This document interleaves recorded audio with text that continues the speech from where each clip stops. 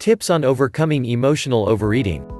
Emotional overeating is almost a joke in our society. Movies, TV shows, and the resulting stereotypes cause many of us to laugh about how much ice cream it takes to get over a boyfriend, or how much chocolate we need to overcome rejection. But for those who actually suffer from emotional overeating, it's anything but funny. First, it helps to be honest with yourself and identify if you have this problem or not. Here are some tips to help you know if you are an emotional overeater or not.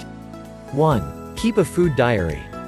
In this diary, in addition to noting everything you eat, also note how you feel when you eat: sad, angry, upset, elated, joyful, etc. Don't judge yourself or make any changes to your habits when you begin keeping this diary. You're not trying to impress anyone or prove anything. You are trying to get an honest picture of your eating habits. After several weeks, a pattern will probably emerge. 2. Are you under a lot of stress? Do you find that you gain weight when under stress? There are other factors that can come into play, of course, causing you to gain weight. But this is something to consider if you are trying to figure out if you have an emotional overeating problem or not. 3. Get advice from a therapist or specialist if you really want to find out if you are a victim of emotional overeating. How can it be overcome? If you have identified emotional overeating as something you suffer from, you may benefit from some tips on overcoming this problem. Here are some to consider.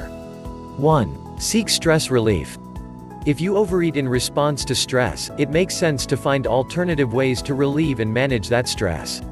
Meditation, yoga, Pilates, martial arts, and other regular forms of exercise and relaxation techniques can help alleviate the stress that is triggering your overeating. 2. Swap goodies for goodies. Try to find substitutions for the comfort foods or food rewards you seek when you are feeling positive or negative emotions. Having something in place already is key. Keep a list handy or other reminder that will prompt you to turn to the alternative rather than the candy bar. Some alone time, a short walk, reading a magazine or book for pleasure, doing your nails, etc. are all little emotional pick-me-ups that you can implement in place of food. 3. Why am I doing this?